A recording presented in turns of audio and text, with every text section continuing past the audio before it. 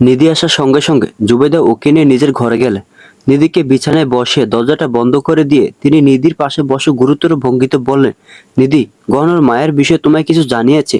গহনার মায়ের প্রসঙ্গটা উঠতেই নিধির মেজাজটা বিগড়ে গেল। মৃদু গম্ভীর ভঙ্গিতে বলল, হ্যাঁ বলেছে। কি বলেছে? উনি গহনের সাথে যা করেছেন সে সবই বলেছে ফুফি। ভালো কিছু তো বলার মতন নেই ওনার সম্বন্ধে। যা গহন আমায় বলতে পারে খারাপই বলেছে। ওকে ওর মায়ের সাথে যোগাযোগ করতে চায় না। যোগাযোগ করা কি উচিত? আপনি বলুন না, ওনার মা ওনার সাথে যা করেছিল সেসব কি ঠিক করেছিল? এরপরে কি ওনার সাথে যোগাযোগ করা উচিত হবে? একটা বাচ্চাকে উনি একা ফেলে রেখে গিয়েছিলেন।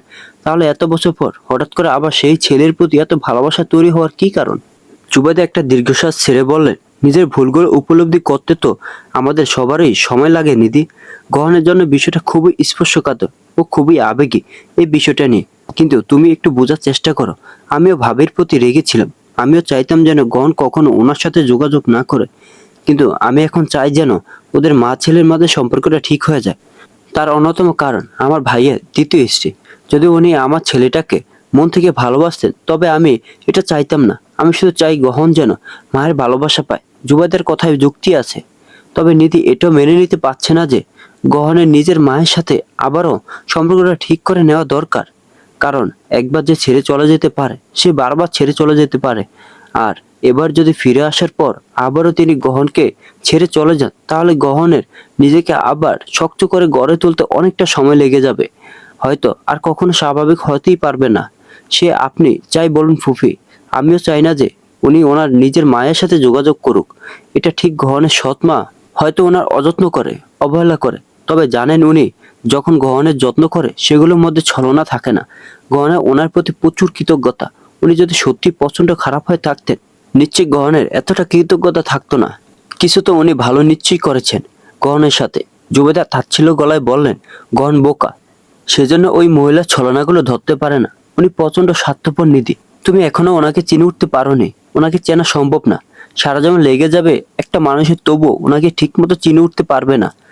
উনি সেকেন্ডে সেকেন্ডে নিজের রূপ বদলায়। এই পৃথিবীতে অনেক মানুষ দেখেছি, কিন্তু ওনার মতন জটিল মানুষ আমি আর দুটো দেখিনি। দিদি ভ্রুকুসকে বলল, কেন এত জটিল মনে হয় ওনাকে? আমার তো এতটাও জটিল মনে হয় না। ভালো খারাপ মিলিয়ে মানুষ। এই কি খারাপ গুণগুলো ওনার মাঝে বেশি। উনি কতটুকু ভালো সেসব বলতে পারবো না। তবে আমার গহনের জন্য যে উনি কোনো বিশ্বের থেকে কম না এই ব্যাপারে আমি নিশ্চিত। আসলে শুধু ওনার দোষ দেওয়া যায় না। আসল দোষ ছিল আমার ভাই আর আমার মায়ের। গহনের প্রতি ওদের অতিরিক্ত অন্ধ স্নেহ গহনের জীবনটা আরো বিষাক্ত করে তুলেছে। ওদের জন্য গহন যেমন ওর নিজের মাকে হারিয়েছে, ঠিক তেমনই সৎ মায়ের থেকেও ভালোবাসা পায়নি। দিদি এবারে বেশ আগ্রহ খুঁজে পেল এই ব্যাপারটায়। দিদি জানতে চাই গহনের অতীতের ব্যাপারে। ওর মা কেন চলে গেল ওকে ছেড়ে, সেই ব্যাপারে গহনকে তো জিজ্ঞেস করা যায় না। ও নিজেই তখন ছোট ছিল। এই কথাগুলো তুললে মনও খারাপ হয়ে যায়। বাকি রইল একমাত্র জুবাইদা, যার থেকে সবটা জানা যেতে পারে। নিধি জুবাইদার দিকে ঘুরে বসে কৌতূহলী গলায় বলল, কেন ফুফি, ওনারা কি করেছিলেন? একটা দীর্ঘশ্বাস ছেড়ে জুবাইদা পুরনো স্মৃতির মাঝে ডুব দিলেন। বেশ কিছুক্ষণ সেগুলো মনে করার পর নিধিকে উদ্দেশ্য করে বললেন, আমার ভাইয়ের খুব বাজে একটা স্বভাব ছিল, স্ত্রীকে সম্মান না করা। ওনার মানসিকতা এমন ছিল যে বাড়ির বউয়ের কাজ শুধুমাত্র 3 বেলা ওনাকে রান্না করে খাওয়ানো, ঘরদোর পরিষ্কার করা আর বাচ্চা মানুষ করা। সেই বাচ্চার প্রতিও মায়ের অধিকার থাকবে না। প্রয়োজনে তিনি মা হয়ে তার নিজের সন্তানকে শাসন করতে পারবেন না। মা হয়ে তিনি তার সন্তানের সম্বন্ধে ভালো মন্দ কোনো সিদ্ধান্ত নিতে পারবেন না। আমার মাও এমনই ছিল। সবসময় ছেলেকে উস্কানি দিত। ছেলের বউ ওদের কাছে মানুষই ছিল না। তাহলে ওনাদের কারণেই গহনের মা চলে গিয়েছিলেন। হ্যাঁ, গহনের মা ছিল শিক্ষিত, উচ্চবিত্ত পরিবারের মেয়ে, রূপে গুণে অনন্য। বিয়ের আগে কথা হয়েছিল ওনাকে পড়াশোনা করতে দেওয়া হবে, চাকরিও করতে দেওয়া হবে। ভাবির স্কলারশিপে বিদেশে মাস্টার্স করতে যাওয়ার কথা ছিল, কিন্তু আমার ভাই সেটা করতে দেয়নি। তার কারণ ভাইয়ের মনে হয়েছিল বউ যদি বেশি পড়াশোনা করে তাহলে হয়তো তাকে আর সংসারে দমে রাখা যাবে না। সে নিজে নিজে সিদ্ধান্ত নিতে শিখবে, অন্যায়ের প্রতিবাদ করতে শিখবে। ভাবির আর পড়াশোনা করা হয়নি, চাকরির কথা তো বাদই দাও। তারপর প্রচন্ড আত্মসম্মানী মেয়ে ছিল ভাবি। ছোটখাটো প্রয়োজনে ভাইয়ের কাছে হাত পেতে টাকা চাইতে খুব সম্মানে বাধ্য।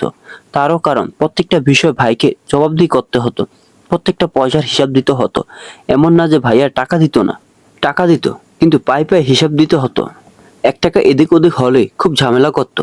3 বেলা রান্না বান্না নিয়ে ঝামেলা করতো। গহনকে একটু শাসন করলে ঝামেলা করতো। নিধি অবিশ্বাস্য গলায় বলল, এত বাজে ছিলেন উনি? না মানে আমি ভাবতাম গহন বোধহয় ভালো না। এখন তো মনে হচ্ছে গহন যথেষ্ট ভালো। জুবাইদা একটু হেসে বলে, ঠিক বলেছ, আমার ছেলেটা খুব ভালো। যদিও তোমাদের বিয়ের সময় আমি ওর মাঝে একটু আমার ভাইয়ের গুণ দেখতে পেয়েছিলাম, তবে এখন ও ঠিক আছে। ও অবুঝ না, ও শুধু ঝামেলা এড়িয়ে যেতে চায়। ভাবি খুব ভালোভাবে জানতো কনকে চাইলেও ভাবি নিজের সাথে রাখতে পারবে না। আবার আমার ভাই যে খুব সহজে ভাবিকে ডিভোর্স দেবে না সেটাও জানতো। সেজন্য ভাবির সিদ্ধান্তটা নিয়েছিল কাউকে না জেনে চলে যাও। জীবনে 8টা বছর উনি সংসারে দিয়েছিলেন, কিন্তু বিনিময়ে কিচ্ছু পাননি। উনি শুধু একটু নিজের মতন বাঁচতে চেয়েছিলেন। এটাই ওনার চলে যাওয়ার কারণ। জুবিদা একটু ভাবনার মাঝে পড়ে গেলেন। একবার ভাবলেন বলবেন নাকি বলবেন না। পর মুহূর্তে মনে হলো বলা উচিত হবে না। নিধির মনে খারাপ ধারণা সৃষ্টি হবে। উপর নিজ মাথা নাড়িয়ে শুধু হাবুদে উত্তর জানালেন নিধিকে। নিধি অসন্তুষ্ট গলায় বলল, আমি মানছি পুপি যে ওনার সংসারে শান্তি ছিল না। উনি শান্তির খোঁজে সংসার ছেড়ে চলে যেতেই পারতেন, কিন্তু গহনকে নিয়ে যেতে পারতেন সঙ্গে করে। গহনকে ওভাবে একা শপিং মলে ফেলে রাখা যাওয়া কি ওনার উচিত হয়েছিল? যদি কোনো বিপদ হয়ে যেত তার দায়ভার কে নিত? এবার কোনো উত্তর দিলেন না জুবাইদা। তিনি তো নিজেও জানেন গহনের মা যা করেছিল সেটা ঘোর অন্যায় ছিল। এই পাপের কোনো ক্ষমা হয় না। জুবাইদা নিজে ওনাকে কখনো ক্ষমা করতেন না, কিন্তু সালমা বেগমের আচরণ যে জুবাইদাকে কাজটা করতে বাধ্য করেছে। গহনের মা একসময় ভুল করেছিল, গহনকে ফেলে রেখে চলে গিয়ে, কিন্তু এখন তিনি নিজের ভুলটা খুব ভালোভাবে উপলব্ধি করতে পারছেন। এখন যদি একবার সুযোগ পান ছেলেকে ভালোবাসার, তাহলে হয়তো নিজে সবটা দিয়ে ভালোবাসবে। কিন্তু সালমা বেগম তো কখনো সেভাবে ভালোবাসবে না। উনি তো কখনোই গহনকে ভালোবাসবে না। আর জুবাইদা তো চায় যেন গহন একটু মায়ের ভালোবাসা পায়। যারাদের বাড়িতে আসার পর থেকে দিদি 1 সেকেন্ডের জন্য শান্তি পায়নি। গহনকে অনেকবার কল করেছে, কিন্তু রিসিভ করেনি গহন ফোনটা। মেসেজও করেছিল গহনকে, কিন্তু কোনো রিপ্লাই আসেনি।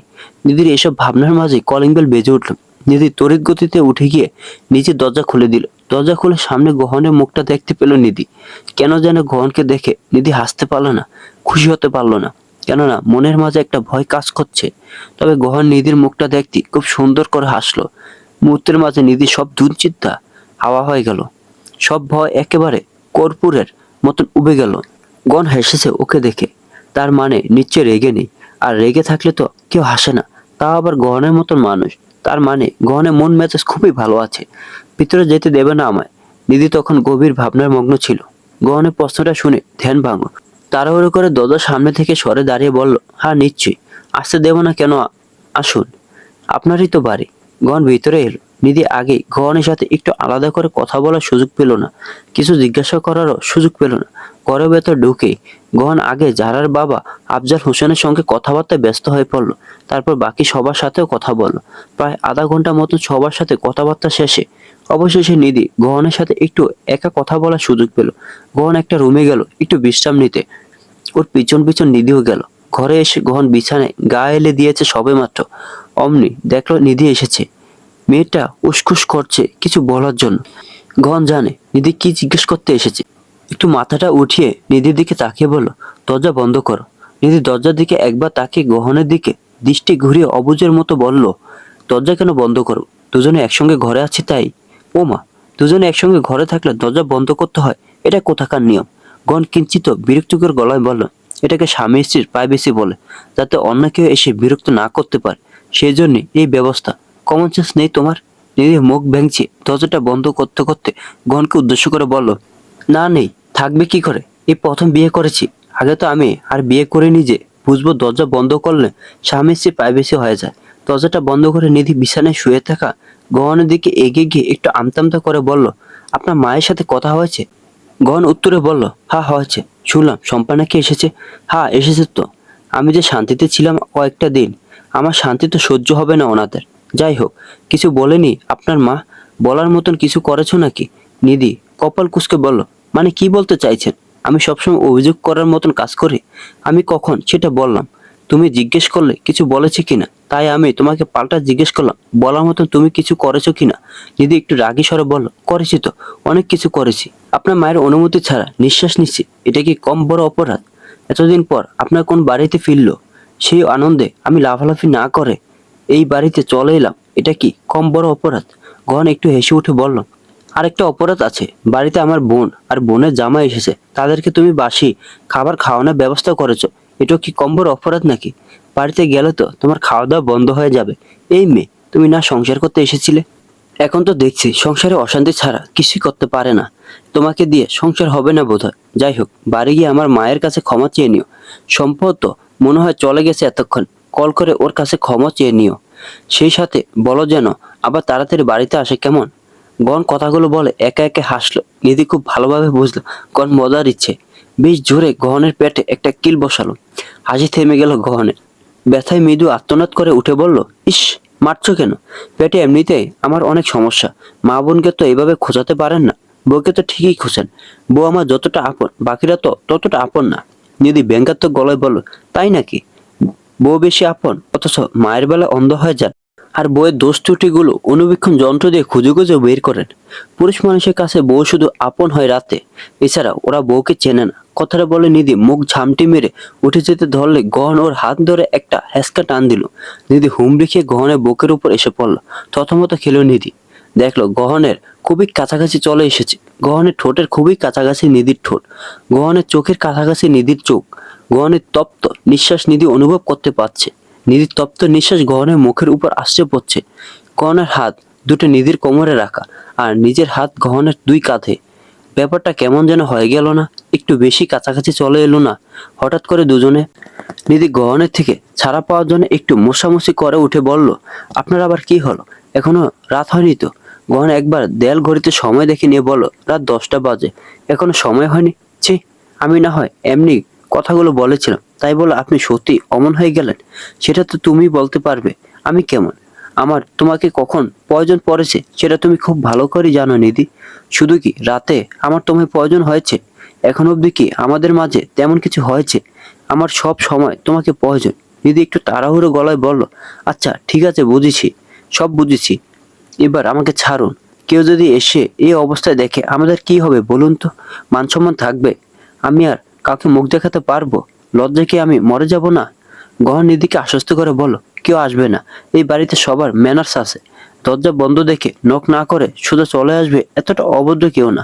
নিধি একটু ভাবনা চিন্তা করে বলল, তা অবশ্য ঠিকই বলছেন। সবাই তো আর আপনার ভাই বোনের মতন হয় না। ইস, কি অভদ্র আপনার ভাই বোনগুলো।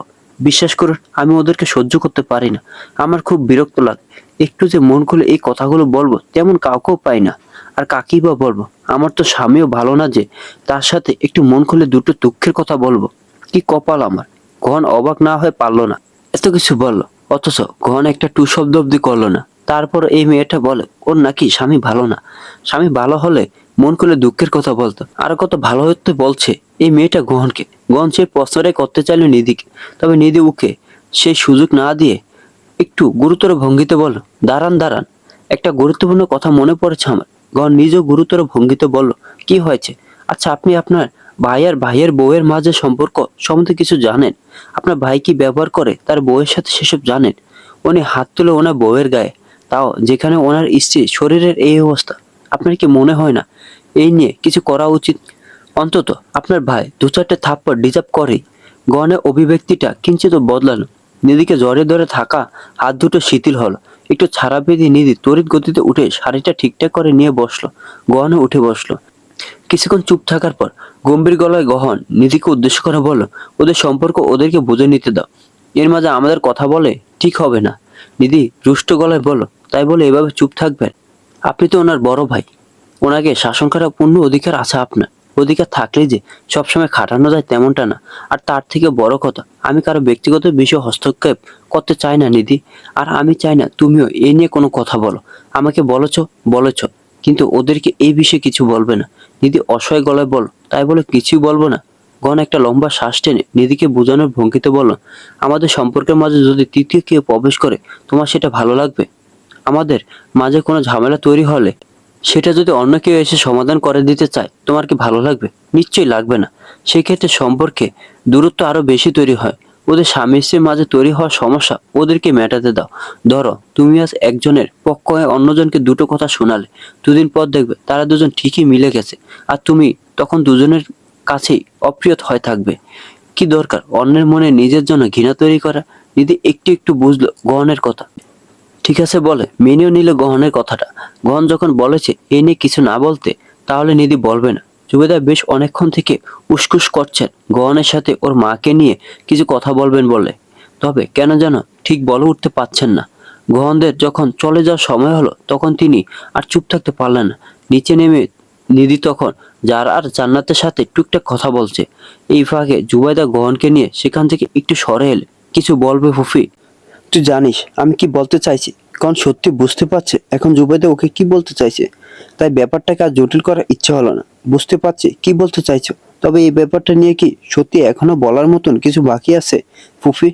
জুবাইদা জোর গলায় বললেন, অবশ্যই আছে। তুই কবে আমার কথা বুঝবি বাবা? তুই বুঝিস না আমি তোকে কতটা ভালোবাসি। আমি তোর ভালো চাই গহন। আমি আমার নিজের মেয়েদের থেকেও তোকে বেশি ভালোবাসি। তুই আমার প্রাণ। বিশ্বাস কর বাবা, তোকে কষ্ট পেতে দেখলে আমার কলিজাটা ছিঁড়ে যায়। শুধুমাত্র তোর জন্য আমি তোকে এত কষ্টের হাত থেকে বাঁচাতে পারিনি। শুধুমাত্র তুই আমার কথা শুনিসনি বলে আমি তোকে আমার সাথে রাখতে পারিনি। নয়তো কি তোর ফুফি তোকে এই জাহান্নামের মাঝে ফেলে রেখে যেত?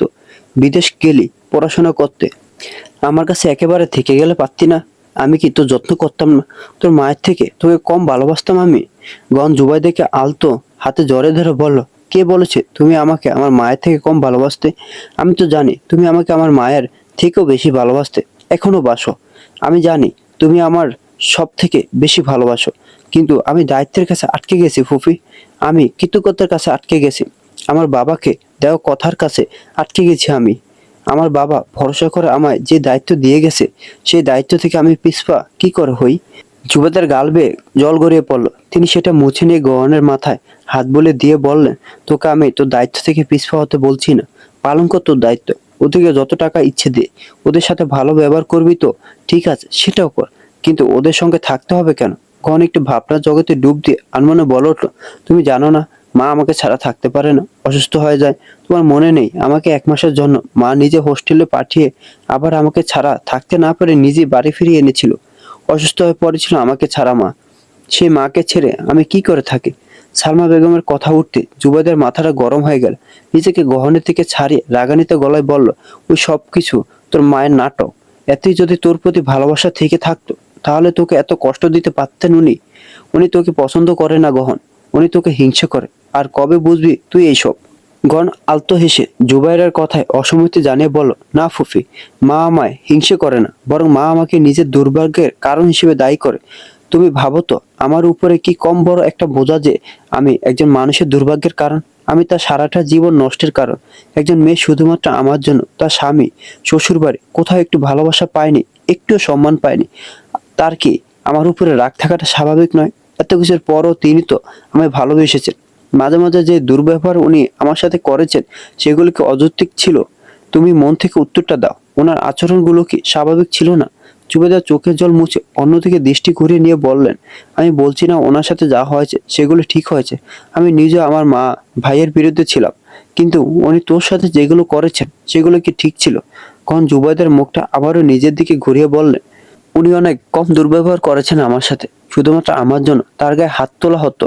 আমার ঠিকঠাক যত্ন না করার জন্য তাকে খাবার খেতে দেওয়া হতো না। অকারণে প্রতিটা বিষয় আমাকে অজুহাত হিসেবে দাঁড় করিয়ে তাকে অসম্মানিত করা হতো। তার কি করে আমার প্রতি ভালোবাসা তৈরি হতে পারে ফুফি? সেই হিসেবে উনি অনেক কম দুর্ব্যবহার করেন আমার সাথে। তোমরা কবে বুঝবে এই কথাটা? এই একই কারণগুলোর জন্য তো আমার নিজের মাও আমাকে ছেড়ে চলে গেছে, অথচ আজ তুমি আমার সেই নিজের মায়ের সাথে আমাকে সবকিছু স্বাভাবিক করে নিতে বলছো। আর সব দোষ ওনার, শুধুমাত্র উনি আমার সৎমা বলে ওনার কি আমাকে শাসন করার কোনো অধিকার নেই? একটা দীর্ঘশ্বাস ফেললেন জুবাইদা। বুঝলেন গহনকে হাজার বুঝে কোনো লাভ হবে না। অবশ্য গহনের সবগুলো কথাই যে অযৌক্তিক তেমনটাও না, কিছু কিছু কথা গহনের ঠিক। তাই আপাতত তিনি আলোচনা সমাপ্তি এখানেই করতে চাইলেন। জুবাইদা সেখান থেকে চলে যেতে ধরলে গহন আবারও ওনাকে ডেকে উঠল। তিনি থেমে যেতে বাধ্য হলেন। আমার মা কিন্তু শুধুমাত্র শ্বশুর বাড়িতে অশান্তির জন্য চলে যায়নি ফুফি।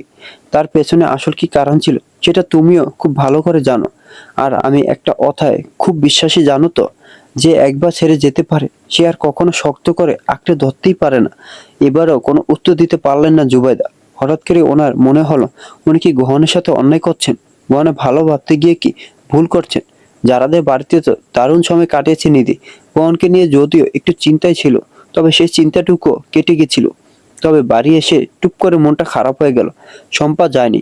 জানতে পারলো হঠাৎ করেই নাকি পিয়ালকে কিছু গুরুত্বপূর্ণ কাজের জন্য শহরের বাইরে যেতে হয়েছে। 2-3 দিন পর আসবে। সেই কদিন নাকি শম্পা এখানেই থাকবে। নিধি ডুকরে কান্না পেল। এমনটা না যে নিধি শম্পাকে দেখে ভয় পাচ্ছে, তবে এত কি ঝগড়া করা যায়? এসেছে তো সংসার করতে, কিন্তু এখানে তো ঝগড়া ছাড়া এক মুহূর্ত টিকে থাকা যায় না। নিধি জানে ওর মুখ খুব ভালো মতোই চলে, কিন্তু তাই বলে সারাক্ষণ কি এভাবে ঝগড়া করার ইচ্ছা হয়? যেই মানুষগুলোর সাথে সারা জীবন কাটাতে হবে, সব সময় কি তাদেরকে খোঁচাতে ইচ্ছা হয়? ভালো লাগে কি এসব? বাড়ি ফিরে সবেমাত্র ফ্রেশ হয়ে গহন ওয়াশরুম থেকে বেরিয়েছে। সিনথিয়া এসে খবর দিল যে সালমা বেগম নাকি ওকে ডেকে পাঠিয়েছে। খবরটা দিয়েই সিনথিয়া সেখান থেকে চলে গেল। গহন হাতের তোয়ালেটা চেয়ারের সাথে ঝুলিয়ে রেখে যেতে ধরলো।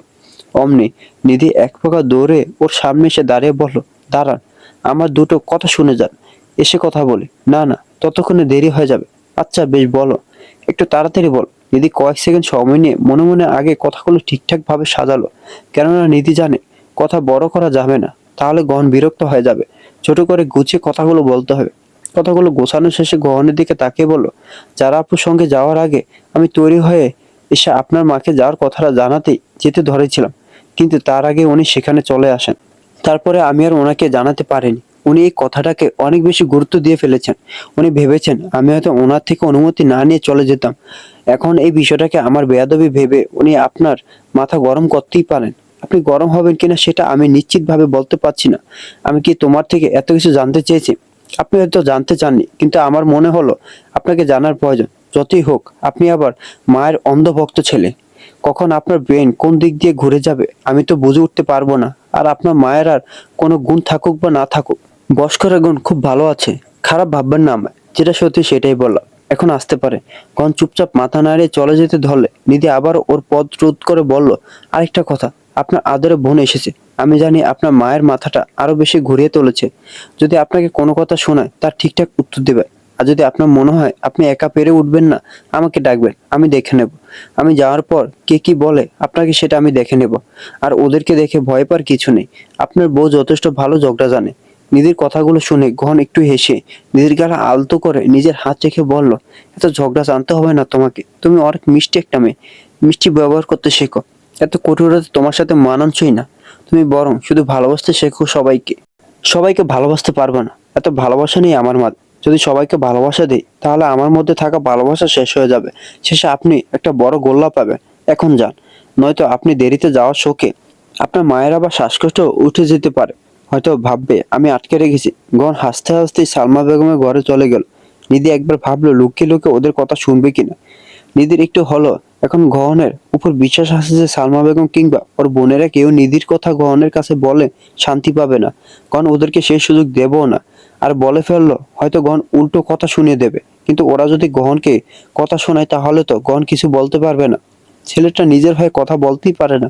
অনেক কিছু ভাবনা চিন্তা করে নিধি সিদ্ধান্ত নিল গিয়ে লুকিয়ে লুকিয়ে শুনবে ওদের কথা। আর যদি গহনকে কথা শোনায় তাহলে তখন নিধি ঘরের ভেতরে ঢুকে পড়বে। তোমরা ভাই বোন সবাই এত বড় হয়েছ, তারপরে এখন অব্দি তোমরা কে কোথাও যাওয়ার আগে আমার থেকে অনুমতি নেওয়ার প্রয়োজন মনে করো? কিন্তু তোমার স্ত্রীর তো সেই ভদ্রতা নেই গহন। ওর এতটুকু বোধ নেই যে কোথাও যাওয়ার আগে শাশুড়িকে জানিয়ে যেতে হয়। কন বেশ শান্ত দৃষ্টিতে সালমা বেগমের দিকে তাকিয়ে বলল, দিদি তোমাকে জানাতেই আসছিল মা, কিন্তু তার আগে তুমি সেখানে চলে এসেছিলে। সালমা বেগম তাচ্ছিল্যে এসে বললেন, তাই নাকি? আমি যখন সেখানে উপস্থিত হয়েছিলাম তখন তোমার বউ সাজগোজ করে তৈরি হয়ে এসেছে বেরোনোর জন্য যারার সাথে। তাহলে আরো কখন বলতো? ওই বাড়ি থেকে ঘুরে আসার পরে দিদি তখন তৈরি হয়েছিল যাওয়ার জন্য মা, কিন্তু যায়নি। সামান্য একটা বিষয়কে কেন এত বড় করে দেখছো?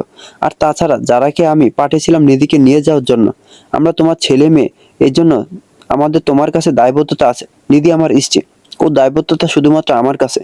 সালমা বেগম বিস্ফোরিত নয়নে গহনের দিকে তাকিয়ে অবিশ্বাস্য গলায় বললেন, তোমার স্ত্রীর দায়বদ্ধতা শুধু তোমার কাছে? ও শাশুড়ির কাছে কোনো দায়বদ্ধতা নেই? ও আমার বাড়িতে সংসার করতে এসেছে, অথচ আমাকে একটা বিষয় জিজ্ঞেস করবে না? তুমি বলতে চাইছো ও আমার থেকে কোন বিষয়ে অনুমতি নেবে না? ওই মেয়ে না হয় ভুলে গেছে, তুমিও কি ভুলে যাচ্ছ যে আমি ওর শাশুড়ি?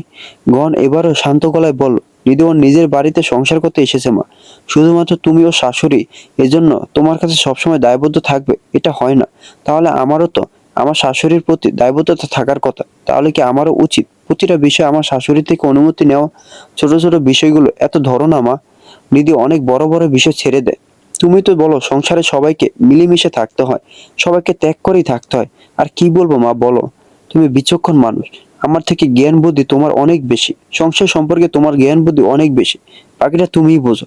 সালমা বেগমের যেন আবারও নিঃশ্বাস নিতে একটু অসুবিধা হচ্ছে। সত্যি ওনার শরীরটা খারাপ লাগছে। গহনের এত পরিবর্তন তিনি মেনে নিতে পারছেন না। যে ছেলে আজ অব্দি কখনো ওনার মুখের উপর একটা কথা বলেনি, ওনার চোখে চোখ রেখে কখনো কিছু বলেনি, সে কিনা আজ স্ত্রীর হয়ে হাজার একটা কথা শোনাচ্ছে। সালমা বেগমকে ত্যাগের কথা শেখাচ্ছে। নিজের পুরো জীবনটাই তো ত্যাগ করে দিয়েছেন। শখ আহ্লাদ স্বপ্ন সবকিছু ত্যাগ করেছেন। আরো কি ত্যাগ করবেন? আর কি কিছু আদৌ বাকি আছে ত্যাগ করার মতন? আছে, সে এক শুধু তার জীবন। তবে তিনি দুর্বল হলেন না। তিনি ভেবেছিলেন আড়ালে থেকে হয়তো তিনি সবটা সামলাতে পারবে, তবে তিনি কিছুই সামলাতে পারছেন না। কেননা গহন তার হাত থেকে বেরিয়ে যাচ্ছে, আর আড়ালে থেকে কোনো কিছু করা সম্ভব না। যা করার সামনে থেকে করতে হবে। গম্ভীর গলায় গহনকে উদ্দেশ্য করে বললেন, এক নীতি বাক্য আমাকে শোনাতে এসো না বাবা। আর তুমি তো নিজেই বললে সংসারের বিষয়ে আমার জ্ঞান বেশি। তাহলে আমার কথাটা একটু মানার চেষ্টা করো। বাড়িতে তো আরো একটা বউ আছে, কই তার তো তোমার বউয়ের মতন এত মুখ চলে না। সে তো কথায় কথায় শাশুড়ি ননদ দেবরকে অপমান করে না। গহনের এবার ব্যাপারটা ভীষণ বিরক্ত লাগছে। গহন অধৈর্যশীল না, আসলে গহন ভীষণ ধৈর্যশীল। তবে অযৌক্তিক কথাগুলো বারবার শুনতে ভালো লাগে না। একটু গম্ভীর গলায় বলল, এসব আলোচনা আমার এখন ভালো লাগছে না মা। এসব আলোচনা এখন থাক। তোমার যদি অন্য কিছু বলা থাকে তাহলে সেসব বলো। এটা এখন গুরুত্বপূর্ণ আলোচনা যে তোমার বউ বড়দের শ্রদ্ধা করতে জানে না, ছোটদের স্নেহ করতে জানে না। তোমার বউয়ের মতন বেয়াদব মেয়ে আমি আর দুটো দেখিনি। তোমার বউ আমাকে হুমকি দেয়, আমাকে ভয় দেখায় যে আমার ছেলে নাকি আমার থেকে বেশি ওর কথা শুনবে। তুমি ভাবতে পারছো ওই মেয়ে ঠিক কতটা বেয়াদব, যে বাড়িতে সম্পার পিয়াল এসেছে যেন চলে যা। ওর কি দায়িত্ব না অতিথিদের আপ্যায়নের ব্যবস্থা করা? আর মেয়ে জামাই বাড়িতে এলে তাদের খাতির যত্ন করার দায়িত্ব কি তোমার বউয়ের না? গহন এবারে অনেক কষ্টে নিজের রাগ নিয়ন্ত্রণ করে শান্ত গলাতে উত্তর দিল, তাহলে এখন তুমি কি চাইছো? আমার কি করতে বলছো স্পষ্ট করে বলো। তুমি জানো এত ঘুরিয়ে পেঁচিয়ে কথা বলা আমার পছন্দ না। এক বাক্যে তোমার এই সমস্যার সমাধান বলো। একটা ঢোক গেলেন সালমা বেগম। প্রথমে একটু আমতামতা করলেন, কিন্তু তারপরে ভাবলেন এভাবে আমতামতা করা ঠিক হবে না। যা বলা সোজাসুজি বলতে হবে। পিছনে টান হয়ে বসে গম্ভীর ভঙ্গিতে বললেন, তুমি কি করবে সেটা তোমার ব্যাপার। যদি আমার থেকে পরামর্শ চাও তাহলে বলবো ওকে এতটা প্রশ্রয় দিও না। আমি মেয়েকে দেখে যতটুকু চিনিছি তাতে আমার মনে হয় না ও সংসার করার মতন মেয়ে। তোমাদের মাঝে সম্পর্কটাও তো ভালো না। আমি তোমাকে এর আগেও বলেছিলাম, আবারও বলছি, যদি কোনো চূড়ান্ত সিদ্ধান্ত নেওয়ার থাকে তাহলে তাড়াতাড়ি নিয়ে নাও। দেরি করো না বাবা। যে মেয়ের কাছে তোমার মায়ের, তোমার ভাই বোনের, তোমার পুরো পরিবারের সম্মান নেই, গুরুত্ব নেই, তার গুরুত্ব নিশ্চয়ই তোমার কাছে নেই। দরজার বাইরে দাঁড়িয়ে আছে নিধি। কেউ টের পায়নি ওকে। সালমা বেগমের কথার ইঙ্গিত স্পষ্ট বুঝতে পারল। নিধির হাত পা ঠান্ডা হয়ে এলো। গহন কেন এখনো কোনো উত্তর দিচ্ছে না? কেন চুপ করে আছে? গহনকে কেন এত ভাবতে হচ্ছে? ও কি সঙ্গে সঙ্গে উত্তর দিতে পারতো না যে ও নিধিকে ছাড়বে না? নিধির গুরুত্ব আছে গহনের কাছে। মায়ের কথা শুনে ছেড়ে দিবে না তো নিধিকে? নিধির এসব ভাবনার মাঝে ওর কানে গহনের কণ্ঠস্বর ভেসে এলো। নিধি নিজেকে স্বাভাবিক করে গহনের কথাগুলো খুব মনোযোগ দিয়ে শোনার চেষ্টা করলো। গহন তখন দু হাত বুকে গুজে দাঁড়িয়ে ছিল। এবারে সালমা বেগমের দিকে এগিয়ে এসে বিছানায় ওনার পাশে বসে বলল, চূড়ান্ত সিদ্ধান্ত তো কবুল বলার সময় নিয়ে নিয়েছিলাম মা। একবার যখন ওকে নিজের জীবনে গ্রহণ করেছি তখন আর ছাড়বো না। কার কাছে কার গুরুত্ব আছে সেসব আমি জানি না, জানতেও চাচ্ছি না। আপাতত আমি শুধু এতটুকু জানি, আমার কাছে নিধির গুরুত্ব আছে, আর নিধির কাছে আমার গুরুত্ব আছে। বাকি রইল নিধি তোমাদের অপছন্দের কথা। তোমরাও যে ওকে খুব একটা পছন্দ করো তেমন কিছু তো আমি দেখতে পাচ্ছি না মা। যদি তোমরা ওকে ভালোবাসা দিতে তারপরও ও তোমাদের অপছন্দ করতো, তখন আমি ওর সঙ্গে আলাদা করে কথা বলার চেষ্টা করতাম। তখন আমি আমাদের সম্পর্কটা নিয়ে ভাবার কথা ভাবতাম। তোমরা এতগুলো মানুষ একজনের সাথে মানিয়ে নিয়ে চলতে পারছো না, আর ও একজন হয়ে এতগুলো মানুষের সাথে কি করে মানিয়ে নিয়ে চলবে? তার মানে তুমি বলতে চাইছো সব দোষ আমাদের? তুমি আমার কথা শুনবে না তাই তো? তোমার কাছে তোমার মায়ের কথার কোনো গুরুত্ব নেই? গণ আলতো হেসে বলল, দোষ-টোষের কথা না হয় এখন থাক। আর তোমার কথার গুরুত্ব আমার কাছে আছে কি নেই সেটা তুমি খুব ভালো করে জানো। কিন্তু মা, অযৌক্তিক কথার গুরুত্ব কি করে দেই আমি বলো তো? যদি তাও বিষয়টার সাথে শুধুমাত্র আমি জড়িয়ে থাকতাম, আমি তোমার কথাটা মেনে নিতাম। আমি আমার নিজের উপর হওয়া সকল অন্যায়, অবিচার, দুর্ব্যবহার সবকিছু মেনে নিই। কিন্তু নিধি কেন মানবে বলতে পারো? ওর কোনো দায়বদ্ধতা নেই মানার। ও মানতে চাইলো, আমি ওকে মানতে দিতে পারি না। তাহলে আমাদের সম্পর্ককে অপমান করা হয়। সালমা বেগম অবিশ্বাস্য দৃষ্টিতে ছেলের দিকে তাকিয়ে বললেন, আর তোমার মায়ের কোনো গুরুত্ব নেই? আমাদের মা ছেলের সম্পর্ককে যে অপমান করছো তুমি তাতে কিছু যায় আসে না। বোন সালমা বেগমের দিকে ঘুরে বসে ওনার গালে আলতো করে হাত রেখে বলল, আমি কোনো সম্পর্ককে অপমান করিনি মা। যদি আমাদের মা ছেলের সম্পর্কের অপমান করতাম তাহলে এই যে তুমি আমাকে নিধির ব্যাপারে একটা চূড়ান্ত সিদ্ধান্ত নিতে বললে এর প্রেক্ষিতে আমি তোমাকে অনেক কিছু বলতে পারতাম। আমি তোমার সাথে অনেক দুর্ব্যবহার করতে পারতাম, উঁচু গলায় কথা বলতে পারতাম, কিন্তু আমি সেসব করিনি। তার কারণ আমি তোমায় সম্মান করতে চাই। এখন শুধু আমি তোমার দিকটা বুঝলে হবে না মা, তোমাকে আমার দিকটা বুঝতে হবে। কথাটা বলে গন উঠে যেতে ধরেও আবার থেমে গেল। ফের সালমা বেগমের দিকে তাকিয়ে শান্ত গলায় বলল, আজকে নিধির ব্যাপার চূড়ান্ত সিদ্ধান্ত নেওয়ার যে প্রসঙ্গটা তুমি তুলেছিলে, আর যেন কখনো এটা তুলো না। এই ব্যাপারে আমি কারো থেকে কোনো কিছু শোনাতে দূর, কল্পনা করতে চাই না। আমার দুঃস্বপ্ন এই ব্যাপারগুলো আসুক সেটা আমি চাই না। নিধি আমার জীবনে আছে, থাকবে, এটাই চিরন্তন সত্য। ঘরে এসে গহন নিধিকে কোথাও দেখতে পেল না। আসার সময় তো বসার ঘর হয়েই এলো, সেখানেও তো ছিল না। রান্নাঘরও তো লাইট অফ দেখলো। তাহলে গেল কোথায় মেয়েটা? গহন ডাকতে ধরলো একবার, নিধির নাম ধরে। তবে তার আগেই ওর কানে হালকা কান্নার আওয়াজ ভেসে এলো। কেউ যেন ফুঁফিয়ে কাঁদছে। শব্দটা বারান্দার দিক থেকে আসছে। গহনের কপালে গাঢ় ভাঁজ সৃষ্টি হলো। কণ্ঠটা তো মনে হচ্ছে নিধির। মেয়েটা তাহলে বারান্দায় কাঁদছে নাকি? কিন্তু কেন কাঁদছে? আপাতত ভাবনা চিন্তা করে সময় নষ্ট না করে গহন বারান্দার দিকে এগিয়ে গেল। সত্যিই সেখানে নিধিকে পেল।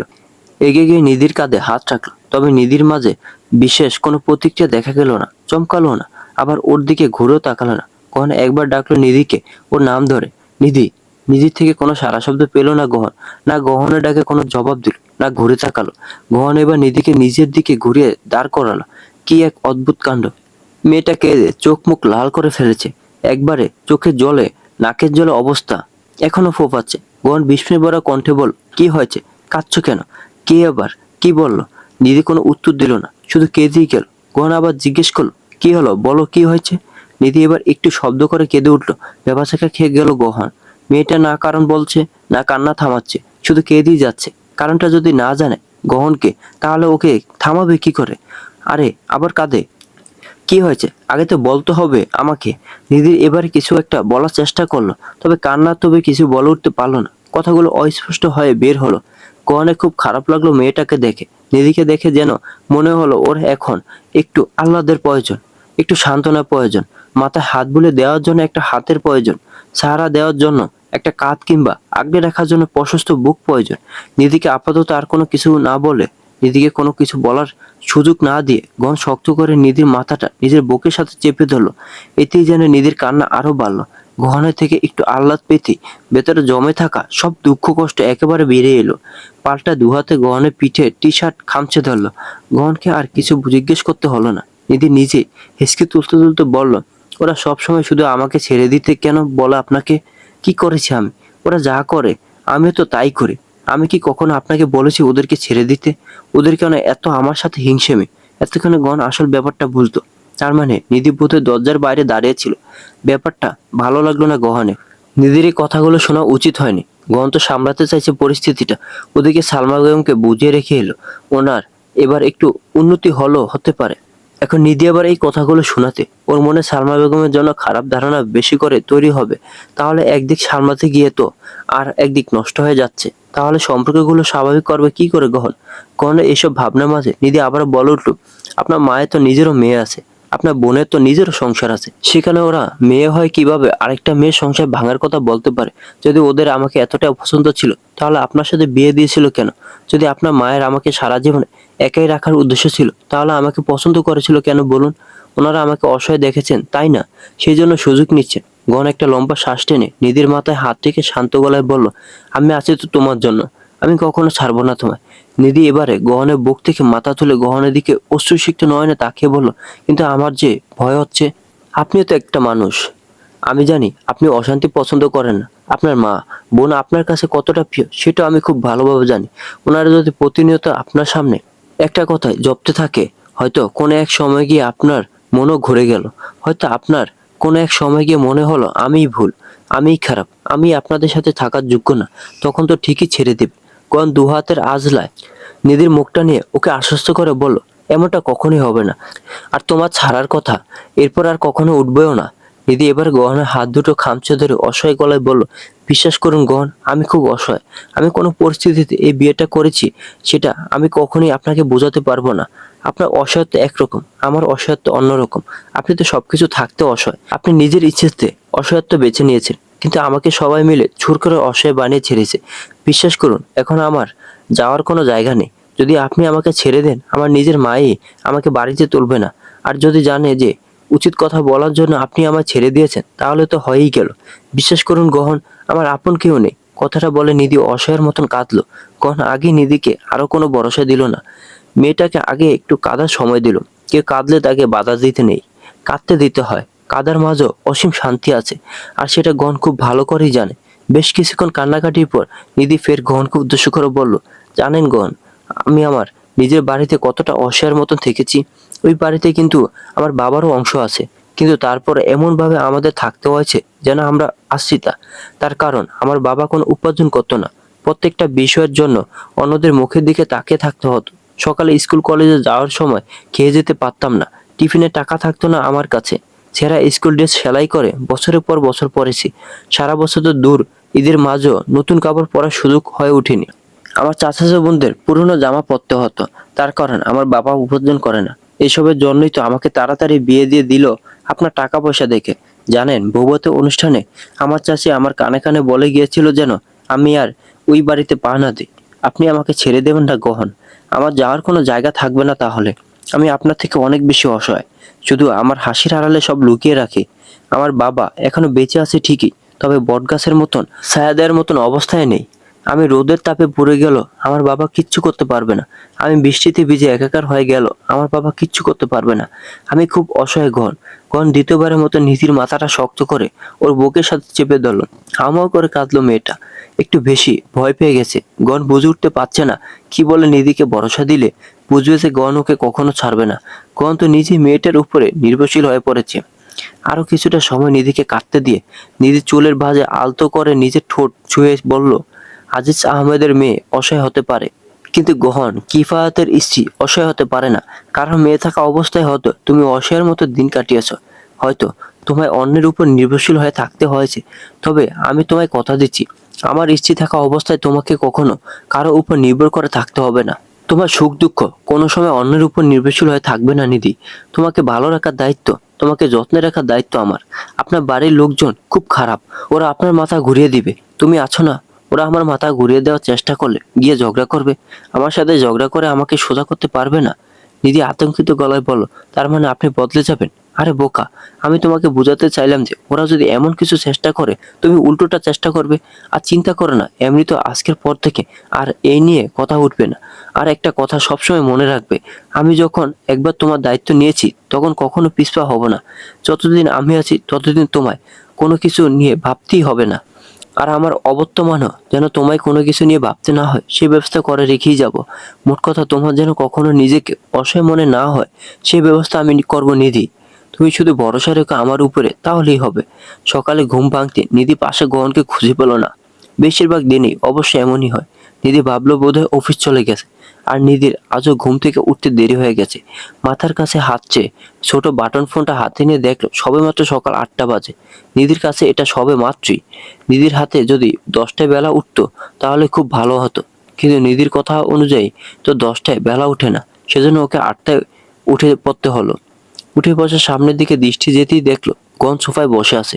সবসময় যা করে এখনো তাই করছে, ল্যাপটপ নিয়ে বসেছে। ঘুম থেকে উঠতে না উঠতে নিধির মন মেজাজটা বিগড়ে গেল। গহনকে এই ল্যাপটপ নিয়ে বসতে দেখে নিধির যে শরীরটা কতটা জ্বলে নিধি সেটা বলে বোঝাতে পারবে না। বিরক্তিকর গলায় বলে উঠল, এই ল্যাপটপের মায়া আপনি কবে ছাড়বেন বলুন তো? এর থেকে যদি সংসারে আপনি বিয়ে করে আরেকটা বউ আনতেন তাও মনে হয় আমার এত রাগ হতো না, যতটা এই ল্যাপটপকে নিয়ে আপনাকে বসে থাকতে দেখলে হয়। গহন একবার মাথা তুলে তাকালো নিধির দিকে। ওর কথাগুলো শুনে একটু হেসে আবার ল্যাপটপের উপরে দৃষ্টি নিবদ্ধ করে বলল, তাহলে আনবো নাকি তোমার একটা বন্ধু? নিধি বিরক্তিতে নাকমস কুঁচকে বলল, ছি, সতীন আবার কখনো বন্ধু হয় নাকি? আর এমনিতেই ধরুন আমি অনুমতি দিয়ে দিলাম, তাও আপনি বিয়ে করতে পারবেন না। এক বউকে সামলাতে পারেন না, দুই বউকে কি করে সামলাবেন? আপনি একটা বিয়ে করেছেন, তাই আপনার মায়ের শ্বাসকষ্ট উঠে যাচ্ছে। ভাবুন তো, দুটো বিয়ে করলে কি অবস্থা হবে? সারাক্ষণ অক্সিজেন দিয়ে রাখতে হবে। গহন একটু হেসে বলল, আচ্ছা এসব কথা এখন বাদ দাও। নাস্তা করে তৈরি হয়ে নিও, সঙ্গে কিছু জামা কাপড়ও নিও। কেন, কোথায় যাব? আমার মামা বাড়ি। গহন কথাটা বলার সঙ্গে সঙ্গে নিধি ঘোর আপত্তি জানিয়ে বলল, কখনো না। আমাকে কি ভূতে ধরেছে যে আমি আপনার মামার বাড়ি যাব? আপনার মামি এখানে এসে নিজের যে রূপ দেখিয়ে গেছেন যে কি বলবো। আপনার মামি অন্য ঘর থেকে এলে কি হবে? আপনার মা খালাদের থেকে কোনো অংশে কম না। কি পরিকল্পনা আপনার বলুন তো? ওনাকে নিয়ে কি আমাকে গুম করে ফেলবেন নাকি? শুনুন, বেঁচে থাকতে আমি কখনো আপনার মামার বাড়িতে পা দেব না। গহন একটা দীর্ঘশ্বাস ছেড়ে বলল, আগে আমার পুরো কথাটা শুনে নিতে। যে মামা এসেছিল তার বাড়ি যাব না, অন্য মামা বাড়ি যাব। কোন মামা বাড়ি আমি যাব না। সে আপনার যেই মামার বাড়িতেই যাই না কেন, সে তো আপনার মায়েরই ভাই হবে। আর আপনার মায়ের পুরো গোষ্ঠীর আসল উদ্দেশ্য আমাকে জ্বালিয়ে মারা।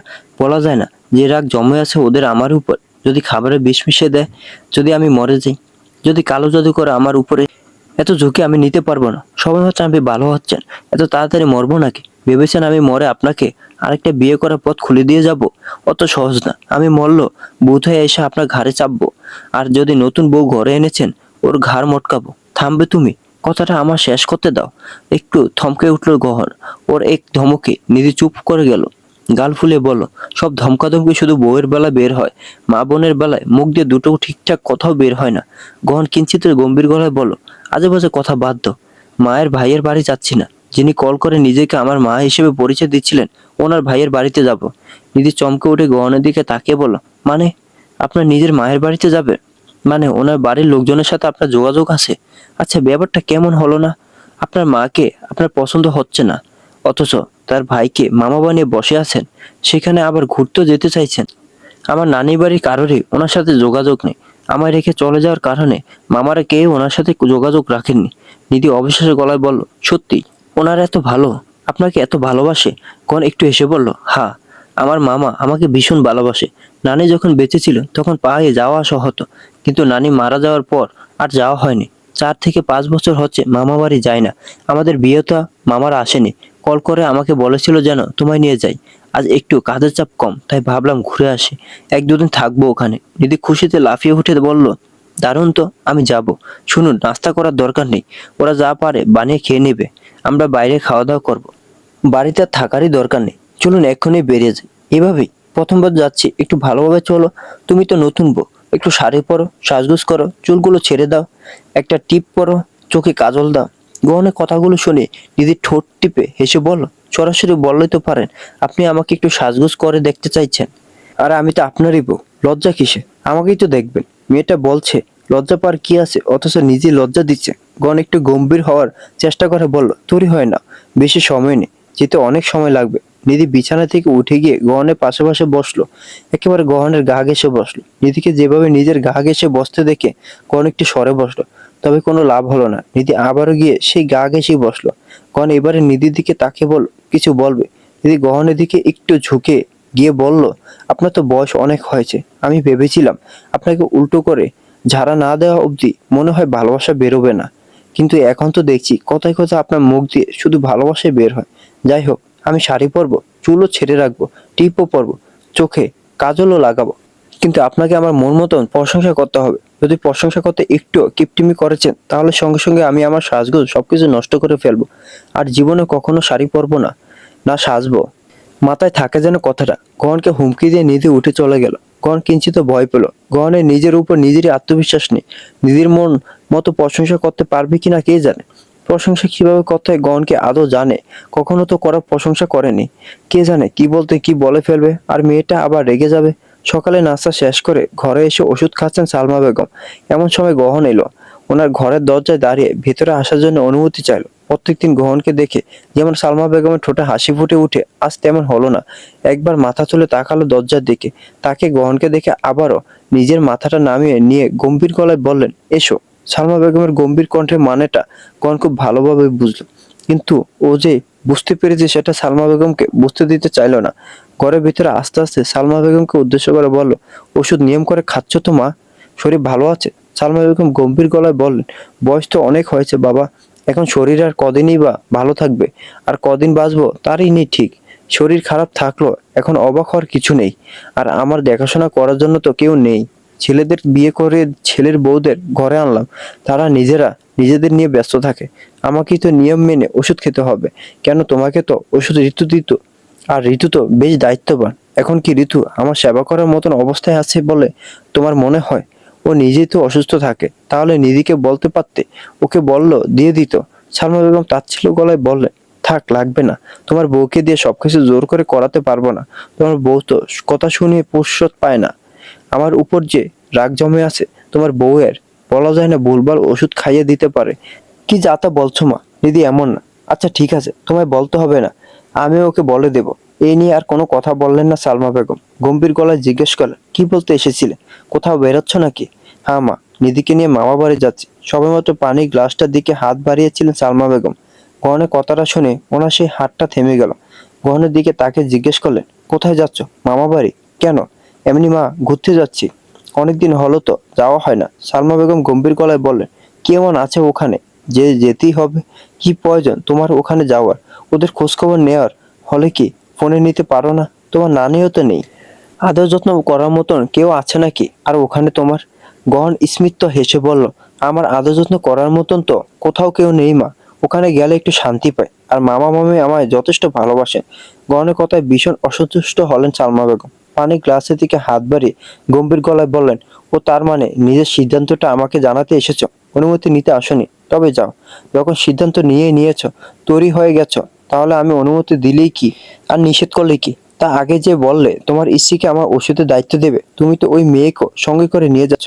তো কার ভরসায় ওকে আমি রেখে যাব মা? আর তাছাড়া আমাদের বিয়ের পর থেকে নিধি এই বাড়ির মাঝে বন্দী হয়ে আছে। একবার ঘুরতে যাওয়ার কথা হয়েছিল, কিন্তু সেই নিয়ে যে অশান্তি হলো।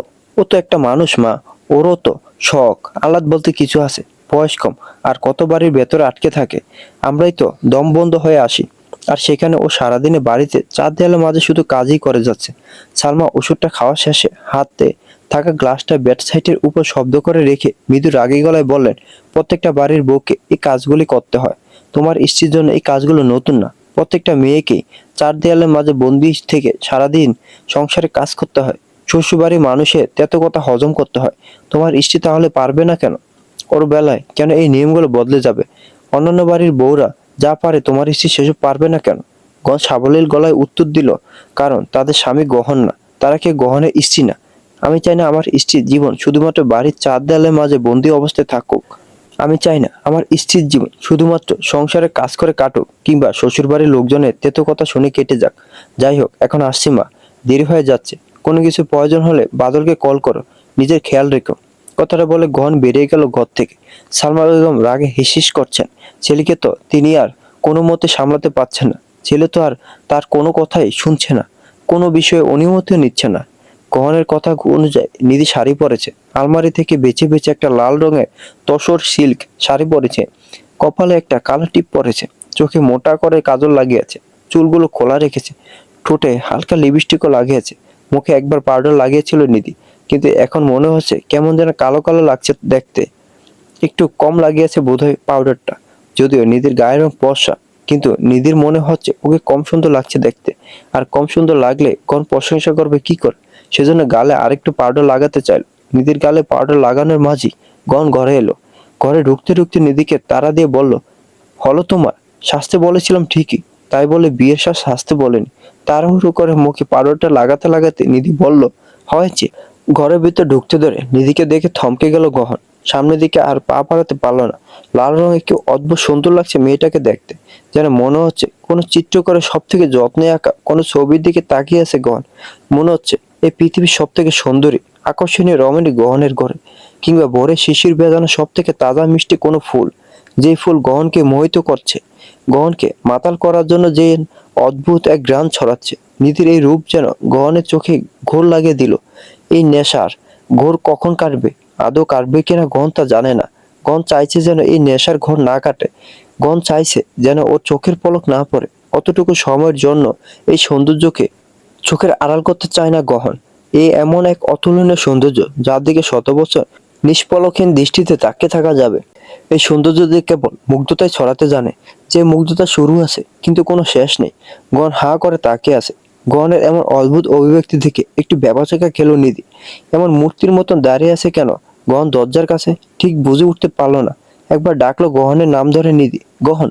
গহন কোনো সারা শব্দ করলো না। নিধি যে ডেকেছে সেই ডাকটা আদৌ ওর কানে পৌঁছেছে কিনা সন্দেহ। এখন একটা ঘোরের মাঝে আছে গহন। গহনের থেকে কোনো সারা শব্দ না পেয়ে ওর নিধি গহনের দিকে এগিয়ে যেতে যেতে বলে উঠল, কথা বলছেন না কেন? আর এরকম মূর্তির মতন দাঁড়িয়ে আছেন কেন? এবারও গহনের থেকে কোনো সারা শব্দ পেল না নিধি। এবার প্রচন্ড বিরক্ত হলো। গহনের একেবারে কাছাকাছি গিয়ে বেশ জোরে ওর বাহুতে একটা কিল বসালো। সঙ্গে সঙ্গে গহনের ধ্যান ভাঙলো। ধ্যান ভাঙার সঙ্গে সঙ্গে নিধিকে নিজের এত কাছাকাছি দেখে একটু থতমত খেয়ে বলল, কিছু বলেছিলে তুমি? সেই কখন থেকে যে ডাকছি, আপনাকে কথা বলছেন না কেন? আর এমন শটান দাঁড়িয়ে বা আছেন কেন? গগন হালকা তুতলিয়ে বলল, না এমনি, কিছু হয়নি। তুমি কি বলেছিলে আরেকবার বলো, আমি ঠিক শুনতে পাইনি। আগের কোনো কথায় আর গেল না নিধি। নিধির সাজগোজ ততক্ষণে সে চুলটা আরেকবার হাত দিয়ে ঠিকঠাক করে নিয়ে ঠোঁটে মৃদু হাসি ফুটিয়ে তুলে গহনকে উদ্দেশ্য করে বলল, আমাকে ভালো করে দেখে একটু প্রশংসা করুন তো। এমনভাবে প্রশংসা করবে যেন আমায় শাড়ি পরার আগ্রহ আরো 10 গুণ বেড়ে যায়। আপনার প্রশংসা শুনে যেন মনে হয় যে আপনি আমার ভালো স্বামী। বুঝতে পেরেছেন? একদম মন খুলে প্রশংসা করবেন, কোনো কিপটেমি করবেন না। গহন ছোট্ট করে বলল, সুন্দর লাগছে, শুধু সুন্দর লাগছে, আর কিছু না। আর কি বলবো, সুন্দর লাগছে তাই সুন্দর লাগছে বললাম। নিধি রাগান্বিত গলায় বলল, আপনি আসলে একটা বজ্জাত, আপনি একটা বুড়ো। সেই জন্যই তো আপনার মুখ দিয়ে শুধু সুন্দর লাগছে বের হয়। কত কষ্ট করে আমি সাজলাম, আর আপনি কিনা শুধুমাত্র দুটো শব্দ দিয়ে আমার প্রশংসা করলেন। আমি নিশ্চিত আপনি আমাকে ভালোভাবে দেখেনও নি, একবারও তাকানি পর্যন্ত আমার দিকে। কেন সাজলাম আমি? কার জন্য আমি সাজলাম? কার জন্য এত কষ্ট করলাম? তুই তো ভুলে গিয়েছিলি নিধি যে তোর স্বামী ভালো না। এমন খারাপ স্বামীর জন্য এত কষ্ট করা ঠিক না। এই শাড়ি আমি আর পরেই থাকবো না। কথাটা বলে নিধি আগে কিছুক্ষণ কপাল চাপড়ালো, তারপরে শাড়িটা খুলতে যেতে ধরলে গহন ওর হাত টেনে ধরে বলল, আরে কোথায় যাচ্ছ? সুন্দর লাগছে বললাম তো। নিধি গহনের থেকে হাত ছাড়ানোর চেষ্টা করে মুখ গোমড়া করে বলল, লাগবে না আমার আপনার প্রশংসা। আপনার প্রশংসা আপনি নিজের পকেটে রাখুন। একটু ভালো করে দেখে না, প্রশংসা করে না, আবার আবদার করে শাড়ি পরো, কাজল পরো, টিপ পরো, ঘোড়ার ডিম পরবো আমি। কথাটা বলে নিধি আবার চলে যেতে ধরলে গহন আবারও ওর হাত টেনে ধরলো। নিধির হাতটা টেনে ধরে গহন নিজেই নিধির দিকে 2 কদম এগিয়ে গেল। গহনকে এইভাবে নিজের দিকে এগিয়ে আসতে দেখে নিধি খেঁকিয়ে উঠে বলল, কি হয়েছে, আবার এগিয়ে আসছেন কেন? গহন নিধির এই প্রশ্নের কোনো উত্তর দিল না। কিছুক্ষণ পলকহীন দৃষ্টিতে আবারও তাকিয়ে রইল নিধির দিকে। তারপরে নিধির কানের দিকে একটু ঝুঁকে গিয়ে বলল, একজন মানুষকে খুঁটিয়ে দেখার জন্য কতটা সময় নিয়ে তার দিকে তাকিয়ে থাকা প্রয়োজন বলে তুমি মনে করো? গহন এভাবে ঝুঁকে আসা নিধি একটু ঘাবড়ে গেল। তবে তারপরে নিজেকে স্বাভাবিক রাখার চেষ্টা করে বলল, সেই মানুষটাকে খুঁটিয়ে দেখার জন্য যতটা সময়ের প্রয়োজন ততটা সময়েরই প্রয়োজন। যার যা ব্রেনের উপর নির্ভর করে সময়টা। আমার তো তোমাকে খুঁটিয়ে দেখার জন্য ঘন্টার পর ঘন্টা তাকিয়ে থাকার প্রয়োজন নেই। তোমাকে এক নজর দেখে সমস্ত কিছু আমি মুখস্থ করে ফেলেছি। এই যেমন তুমি লাল রঙের শাড়ি পরেছ, আমার কথা মতো চোখে মোটা করে কাজল লাগিয়েছো, ঠোঁটে হালকা লিপস্টিকও লাগিয়েছো। তবে কি রং সেটা বলতে পারলাম না, আমি নামটা জানি না। হাতের নখে এখনো মেহেদি লাগানো আছে। বাম হাতে একটা আংটি পরেছো, যেটা আমি তোমাকে দিয়েছিলাম। কানে একটা সোনার ঝুমকো পরেছো, গলায় একটা সিম্পল সোনার মালাও পরেছো। তোমার এক পায়ে নূপুর, আরেক পায়ে নেই। আমার বলা অনুযায়ী চুলগুলো খোলা রেখেছো। আর আর কি? গহন এবারে সোজা হয়ে দাঁড়ালো। এক হাতে নিদের থুতনিটা ধরে ওর কপালে টিপটা ঠিক করে পরিয়ে দিতে দিতে বলল, টিপটা বাঁকা হয়ে পড়েছো। ঠিক করে দিলাম আমি। নিধির রাগটা একটু কমেছে, কেননা গহন সবকিছু একেবারে ঠিকঠাক বলেছে। তার মানে লোকটা সত্যি নিধিকে খেয়াল করেছে। তার মানে তখন ওভাবে হা করে তাকে নিধিকে দেখছিল। তবে এখনো নিধি পরিপূর্ণভাবে সন্তুষ্ট হতে পারলো না। মুখটা একটু গুমরা করে বলল, ঠিক আছে ঠিক আছে, সেসব না হয় বুঝলাম, কিন্তু আমার প্রশংসা কে করবে? আমি কি কি পড়েছি এগুলো বলতে পারাকে নিশ্চয়ই আপনি প্রশংসা বলবেন না। নিধির চোখের সামনে উঠতে থাকা চুলগুলো গহন আলগোছে ওর কানের পিঠে গুজে দিয়ে বলল, আমার হৃদয়ে তাণ্ডব চালানো তোমার এই ভয়াবহ রূপটা দেখে নিজেই নিজেকে বিপদ সংকেত দেখিয়েছি। যেন কোথাও তুমুল ঝড় উঠতে চলেছে। হয়তো সেটা আমার হৃদয়ে অথবা তোমার হৃদয়ে, কিংবা দুজনের হৃদয়ে। এই ঝড় কখনো না থামুক। তোমার ভয়াবহ রূপটা আমার সারা জীবন মনে থাকুক। মনে থাকুক আমার শান্ত হৃদয়ে প্রথমবারের জন্য কোনো রমণী এমন ভয়ঙ্কর ঝড় তুলেছিল যা কেউ থামাতে পারেনি, এমনকি আমি নিজেও না। প্রায় 2 ঘন্টা যাবৎ গাড়ি চলছে তো চলছেই, থামাথামির কোনো নাম নিচ্ছে না। এখন বেশ ফাঁকা একটা রাস্তা দিয়ে গাড়ি চলছে। দুধারে শুধু গাছপালা আর ধান ক্ষেত। দূর দূরান্তে কিছু ছোট ছোট বাড়ি ঘর দেখা যাচ্ছে। মানুষজনের উপস্থিত খুবই কম। দিদি বিরক্তিকর গলায় গহনকে উদ্দেশ্য করে বলল, আরো কত দূর আপনার মামার বাড়ি? দেশের বাইরে নিয়ে যাচ্ছেন নাকি? এই তো আরেকটু। এই একটু বলতে বলতে 2 ঘন্টা সময় লাগিয়েছেন। এখন আপনার এই একটু মানে ঠিক কত সময় আমাকে পরিষ্কার করে বলুন। আর 10 মিনিটের মতো লাগবে। গ্রামে ঢুকে পড়েছি তো। দিদি একটা স্বস্তির নিঃশ্বাস ছেড়ে বলল, যাক বাঁচলাম। কথাটা বলে নিধি আবারও জানালা দিয়ে বাইরে দৃষ্টিপাত করলো। হঠাৎ করে একটা গুরুত্বপূর্ণ কথা মনে পড়ে গেল নিধির। বাড়ি থেকে বের হওয়ার সময় তো জিজ্ঞেস করার কথা ছিল গহনকে, তবে গহনের মুখ থেকে প্রশংসা শুনে তো সব ভুলেই বসেছিল। এতটাই হাওয়ায় উঠছিল যে আর কোনো কিছু জিজ্ঞেস করার মতন কথা মনেই ছিল না। গুরুতর ভঙ্গিতে গহনের দিকে তাকিয়ে জিজ্ঞেস করলো, আচ্ছা আপনি যে আপনার মাকে বলতে গিয়েছিলেন আমাদের এখানে আসার কথা, তো আপনার মা কিছু বললো না? আপনাকে একটু কথা শোনালো না? আমার নামে একটু নিন্দা করলো না? গহন সচরাচর মিথ্যে বলে না। মিথ্যে বলার স্বভাবটা নেই, আর বলল ধরা পড়ে যায়। পছন্দই না মিথ্যে বলা। তবে এখন মনে হলো নিধিকে মিথ্যে বলাটাই ঠিক হবে। দুদিকে মাথা নাড়ে বলো, না কিছু বলেনি, অনুমতি দিয়েছে, বলেছে যেন ভালোভাবে ঘুরে আসে তোমায় নিয়ে। অসম্ভব, আপনি ডাহা মিথ্যে কথা বলছেন। দেখুন, এই কথাটা যদি আপনার মা স্বয়ং আমার সামনে দাঁড়িয়ে আমাকে সরাসরি বলে, তাও আমি তো বিশ্বাস করব না। উনি আমাকে বলবেন যেন ভালোভাবে আমি ঘুরে আসি, এটা অসম্ভব। যদি উনি বলতেন যে যেন যাওয়ার পথে কিংবা আসার পথে অ্যাক্সিডেন্ট হয়ে আমি মারা যাই, তাহলে বিশ্বাস কথা। কোন কিঞ্চিত বিরক্তিকর গলায় বলো, এসব কি ধরনের কথা? এত মরার কথা বের হয় কেন তোমার মুখ দিয়ে? বয়স কত তোমার যে এখনই মরার এত শখ? সবেমাত্র জীবনটা শুরু করেছো, এর মাঝে মরার এত ইচ্ছে কেন? দিদি একটা দীর্ঘ শ্বাস ছেড়ে বলল, এই 20 বছরের জীবনে যা যা দেখতে হয়েছে, যে যে পরিস্থিতির সম্মুখীন হতে হয়েছে, যে যে মানুষকে সহ্য করতে হয়েছে, তাতে স্বাভাবিকভাবে কারোরই আর বাঁচার ইচ্ছে থাকবে না। মানে আমার অবস্থাটা কি বলুন তো? আমার একটা জাহান্নাম থেকে তুলে এনে আরেকটা জাহান্নামে ফেলা হয়েছে, শুধু মানুষগুলি আলাদা, না হলে পরিস্থিতি একই আছে। একটু আলাদা না, দুইবারের পরিস্থিতি সম্পূর্ণ এক। নিধি আলতো এসে বলল, হ্যাঁ সম্পূর্ণ এক। ওই বাড়িতে আমাকে কেউ সহ্য করতে পারতো না, এই বাড়িতে কেউ আমাকে সহ্য করতে পারে না। ওই বাড়ি থেকেও সবাই আমাকে তাড়ানোর জন্য উঠে পড়ে লেগেছিল, এই বাড়ি থেকেও সবাই আমাকে তাড়ানোর জন্য উঠে পড়ে লেগেছে। ওই বাড়িতে দিনরাত আমাকে কাজ করতে হতো, এখানেও তাই করতে হয়। ওই বাড়িতে আমি আমার ইচ্ছা মতো কিছু খেতে পারতাম না, কোথাও যেতে পারতাম না, ঘুমোতেও পারতাম না। এখানেও সেই একই অবস্থা। আবার ওই বাড়িতে আমাকে ভালোবাসার মতন হাত গোনা কয়েকজন মানুষ ছিল, আমার বাবা, মা, ভাই আর দাদি। এই বাড়িতে শুধু আপনি আছেন, তবে সত্যি ভালোবাসেন কিনা জানি না। বলিনি আমি ভালোবাসি কিনা? অনেকেই তো বলে ভালোবাসি, কিন্তু কজনই বা ভালোবাসতে পারে বলুন? সে তো মুখে আপনার মা বোনও বলবে আমাকে ভালোবাসে, মুখে বলার মাধ্যমে আসলে ভালোবাসাটা প্রকাশ করা যায় না। ভালোবাসা প্রকাশ পায় আপনার আচরণে, আপনার যত্নে। শুধু মুখ বললেই ভালোবাসা হয়ে যায় না। ভালোবাসা খুব কঠিন একটা কাজ।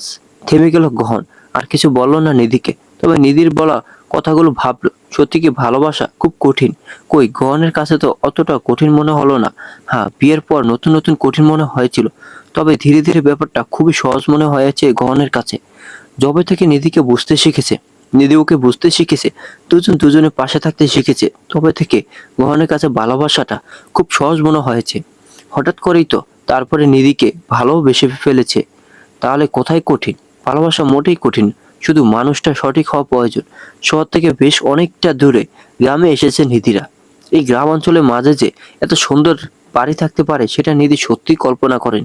বেশ পুরনো দিনের বাড়ি, গ্রামের মাঝে সেই পুরনো আমলের ডুপ্লেক্স বাড়ি কম কথা নাকি? যদিও বাড়ির রং চটে গেছে অনেকটাই, কিন্তু তারপর আভিজাত্য এখনো আছে। বিশাল জায়গা জুড়ে বাড়ির এলাকা, বাড়ির ভেতরে ফল ফুলের বাগানও রয়েছে। তার মানে যাদের বাড়িতে এসেছে তারা বেশ ভালোই বড়লোক। তবে কে জানে স্বভাব কেমন? এই বাড়িতে বর্তমানে গহনের দুই মামা তাদের পরিবারকে নিয়ে থাকেন। গহনকে দেখে ওনারা ভীষণ খুশি হলে, গহনের বড় মামা চোখে তো খুশিতে জলে চলে এলো এতদিন পর গহনকে দেখে। শুধু যে গহনের মামারা খুশি হয়েছেন তেমনটা না, মামিরাও ভীষণ খুশি হয়েছে। কত আদর করলো গহনকে, শুধু গহনকে না, নিধিকে আদর করলো। প্রথম দেখাতে কতটা আপন করে নিল নিধিকে। দেখে যেন মনে হচ্ছে কতদিনে আলাপ ওদের নিধির সঙ্গে। অল্প কিছুক্ষণ এই মানুষগুলোর সাথে কাটিয়ে নিধির খুব ভালো লেগে গেল। মানুষগুলোকে খুব স্বাচ্ছন্দ্যে মিশতে পারছে ওদের সাথে। নিধির খুব আফসোস হলো এটা ভেবে যে এই বাড়িটা কেন ওর আসল শ্বশুর বাড়ি হলো না। এই মানুষগুলোর সাথে থাকলে তো খুব ভালো থাকতো, কত আনন্দে কাটাতে পারতো দিনগুলো। তা না হয়ে পৃথিবীর সব থেকে খারাপ মানুষগুলোর সাথে ওকে থাকতে হচ্ছে। বাড়ি থেকে তো ওরা নাস্তা করে বেরিয়েছিল, কিন্তু তারপরেও এখানে আসার পর আবারও নাস্তা করতে দিল। গোয়ানে মামাতো ভাই বোন গুলো সবাই ছোট ছোট। নাস্তা খাওয়া শেষে ওরা গিয়ে ওদের বাগানে কাঁচা আম পেড়ে এনে মেখে দিল নিধিকে। এই খাবারটা নিধির ভীষণ পছন্দ হলো, একেবারে চেটে পুটে খেলো। আম মাখার বাটিটা নিয়ে গহনকে খুঁজতে খুঁজতে একটা ঘরে গিয়ে ওকে পেলো। ছেলেটা বিশ্রাম নিচ্ছে, চোখ বন্ধ করে শুয়ে আছে। নিধি ওর পাশে গিয়ে দাঁড়িয়ে একবার ডাকলো গহনকে। সঙ্গে সঙ্গে গহন চোখ মেলে তাকিয়ে বলল, কিছু বলবে? নিধি আম মাখার বাটিটা গহনের দিকে এগিয়ে দিয়ে বলল, এটা খান, ঘুম ছেড়ে যাবে। কি আছে? আম মেখে দিয়েছে আপনার ভাই বোনেরা, ওরা খুব ভালো, আমার তো খুব পছন্দ হয়েছে। আরে ননদ দেবর হবে তো এমন হবে, তা না হয় সব কুটনিগুলো পড়েছে আমার কপালে। যাই হোক, উঠুন, এটা খান। গড় নাক মুখ কুচকে বল, না আমি টক খাই না। আরে বউ খাইয়ে দিচ্ছে তো, মিষ্টি লাগবে। সে তো তুমি ফুচকার কথাও এটা বলেই খাইয়েছিলে, ঝাল তো ঠিকই লেগেছিল। দিদি মুখ ভেঙচে বল, আমি ভালোবাসে ঠিকই খাইয়ে দিয়েছিলাম, কিন্তু আপনি ভালোবাসে খাননি, সেজন্য ঝাল লেগেছিল। তখন তো ভালোবাসতেন না, কিন্তু এখন তো আমাকে ভালোবাসেন। এটা আপনার ভালোবাসার একটা পরীক্ষা। যদি সত্যি আমাকে ভালোবেসে থাকে, তাহলে আমার হাতের টক আমার মিষ্টি লাগবে। অদ্ভুত তো, এগুলো কোত্থেকে শিখেছো তুমি? তাই বলে টক আম মিষ্টি লাগবে বললেই হলো? নিধি গহনের পাশে গিয়ে বসে বলল, একবার খেয়েই তো দেখুন। আমি বলছি মিষ্টি লাগবে, তাও যদি না লাগে আমি ব্যবস্থা করে দেব, কথা দিচ্ছি। আর যদি আপনার মিষ্টি না লেগেছে, আমার নাম আমি বদলে ফেলবো, টক লাগার সুযোগই দেব না। মেয়েটা খুবই জোরাজুরি লাগালো গহনের সাথে। গহন বাধ্য হয়ে উঠে বসলো, বাধ্য হয়ে খেতেও রাজি হতে হলো। নিধি গহনের মুখে একটুখানি আম মাখা দিতেই গহনের শরীরটা একটু ঝাঁকি দিয়ে উঠলো যেন। এতটাই টক আম। গহনের অভিব্যক্তি দেখে নিধি খুব ভালোভাবে বুঝতে পারলো যে একটু মিষ্টি লাগেনি আমটা। অবশ্য লাগবেই বা কি করে, এটা তো সত্যি সম্ভব না। তবে আরেকটা উপায় আছে নিধির কাছে। গহন চোখ দুটো বন্ধ করে কোনো মতে শুধু এখন মুখে থাকা আমটুকু গেলার চেষ্টা করছে, তবে না গেলতে পারছে না ফেলতে পারছে। গহন বিরক্তিকর মুখ ভঙ্গিতে বলল, একটু মিষ্টি লাগেনি এই টক আম মাখা? কি যে করো না তুমি, আর জীবনে আমাকে এসব আজেবাজে জিনিস খাওয়াতে আসবে না। নিধি কোনো উত্তর না দিয়ে আশেপাশে একবার দেখে নিল কেউ আছে কিনা। দরজাটা যদিও খোলা আছে, কিন্তু ঘরে তো কেউ নেই। গহন এখনো চোখ দুটো বন্ধ করে আছে। নিধি তাড়াহুড়ো করে উঠে দাঁড়িয়ে আগে পিছে কোনো কিছু না ভেবে খুব দুঃসাহসিক একটা কাজ করে বসলো। টপ করে গহনের গালে একটা চুমু দিয়ে বলল, চুমু দিয়ে দিয়েছি, এবারে নিশ্চয়ই মিষ্টি লাগবে। আমি এখন আসি। কথাটা বলে নিধি দৌড়ে ঘর থেকে বেরিয়ে গেল। নিধির করা অতর্কিত হামলাটা ঠিক বুঝে উঠতে পারছে না গহন। ব্যাপারটা গহনের বোধগম্য হতে বেশ অনেকটা সময় লাগলো। যতক্ষণে বোধগম্য হয়ে চোখ খুললো, ততক্ষণে নিধি পালিয়েছে সেখান থেকে। গহনের পুরো শরীরটা যেন জমে গেল। গহন এদিকে যেমন জমে গেছে, অন্যদিকে আবার কপালে বিন্দু বিন্দু ঘামও জমেছে। নিধি গহনের যে গালে ঠোঁট ছুঁয়েছিল, গহন একবার সেখানে নিজের হাত বোলালো। কেমন যেন হাঁসফাঁস করছে গহন, অস্থির লাগছে। মুখে থাকা আমটা সত্যি মিষ্টি লাগলো কিনা গহন জানে না, তবে প্রেশারটা অবশ্যই বেড়েছে। আবার এমনও হতে পারে অতিরিক্ত মিষ্টির কারণে ডায়াবেটিস হয়ে গেল হয়তো। দুপুরে রান্নাবান্নার আয়োজন করছেন গহনের মামিরা। ওনাদের সাহায্য করার জন্য দুজন মেয়েকেও রাখা হয়েছে। নিধি ওনাদের পাশে বসে থেকে ওনাদের কাজ দেখছে। এখনো এই বাড়িতে মাটির চুলাতে রান্না হয়। বিশাল বড় রান্নাঘর। রান্নাঘরের মেঝে পাকা নয়, তবুও কি সুন্দর পরিষ্কার করে সবকিছু গুছিয়ে রেখেছে। বর্তমানে রান্না করছে গহনের বড় মামি বিলকিস। বিলকিস খেয়াল করলেন নিধি উকি দিয়ে দেখছে উনি কি রান্না করছেন। তুমি রান্না বান্না পারো মা? বিলকিসের প্রশ্নের প্রেক্ষিতে নিধি একটা দীর্ঘশ্বাস ছেড়ে বলল, দুঃখের কথা আর কি বলি মামি, খুব একটা পারতাম না রান্না বান্না, কিন্তু এই বাড়িতে আসার পর বাধ্য হয় সব রান্না আমাকেই করতে হয়। আমি রান্না না করলে কেউ কোনো খাবার খেতেই পারে না। স্বাভাবিকভাবে নিধির কথার ভঙ্গিমার জন্য যে কারণে হেসে ফেলা উচিত ছিল, তবে হাসতে পারলেন না বিলকিস। উল্টো নিধির দিকে একটু ঝুঁকে এসে ওর গলা হাত বুলিয়ে দিয়ে কণ্ঠে দুঃখ প্রকাশ করে বলেন, আহারে, এতটুকু একটা মেয়েকে দিয়ে এত কাজ করায়। বিলকিসের কথাটা শুনে পাশ থেকে গহনের ছোট মামি ফাহমিদা বলে উঠলেন, তো গহনের বাড়ির লোকদের থেকে তুমি কি আশা করো আপা? তোমার কি মনে হয় ওরা গহনকে বিয়ে করেছে ওর বউকে শান্তিতে থাকতে দেওয়ার জন্য, নাকি গহনকে শান্তিতে দেওয়ার জন্য? সংসারে নিশ্চয়ই অশান্তি করার জন্য কাউকে পাচ্ছিল না, সেজন্য গহনের বিয়ে দিয়েছে। না হলে ওই মহিলা দেবে গহনের বিয়ে? ছেলে হাতছাড়া হয়ে যাবে না ওনার। ফাহমিদের কথাটা শুনে নিধি চোখ বড় বড় করে ওনার দিকে তাকিয়ে বলল, আপনি কি করে বুঝলেন মামি? তার মানে উনি আপনাদের সাথেও কিছু করেছেন নাকি? না। আমাদের সঙ্গে কি করবেন? আমরা ওনার বাড়িতে গিয়ে থাকি না ওনার টাকায় খাই? আমাকে গরম দেখাতে এলে উল্টো আমি গরম দেখে ছাড়বো না? তাহলে কি করে বুঝলেন?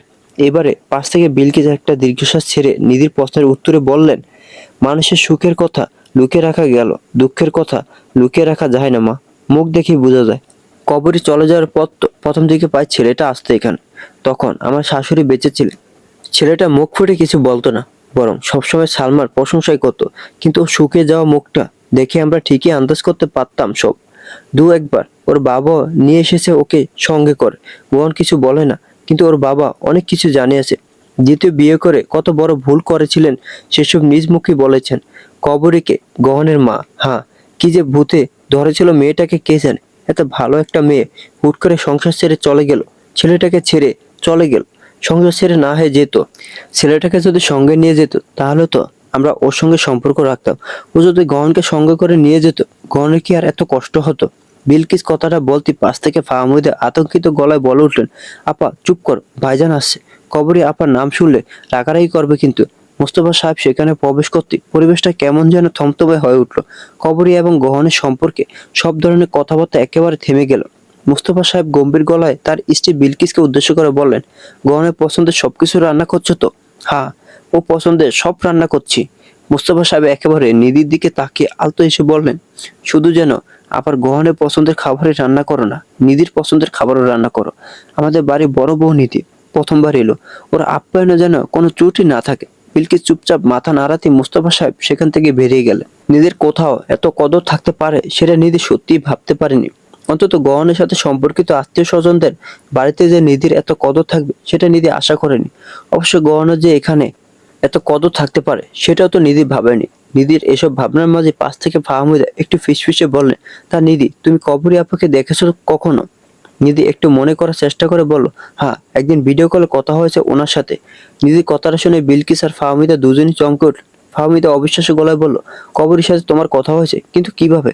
গহনা ফুফি কথা বলিয়েছিলেন, আরো একদিন কথা হয়েছে। সেদিন অবশ্য আমি ওনাকে চিনতে পারিনি। আমি তো তখনও জানতাম না যে উনি গহনের মা। উনি গহনের ফোনে কল করেছিলেন গহনের সাথে কথা বলার জন্য। ফাহমিদার বিলকিস আরেক দফা চমকালেন। রান্না বান্না সব ফেলে রেখে ফাহমিদার বিলকিস নিধির দিকে ঘুরে বসলো। বিলকিস গুরুতর ভঙ্গিতে বললেন, কথা হয়েছে কবরীর সাথে গহনের? না, হয়নি। উনি তো কথা বলতে রাজি না।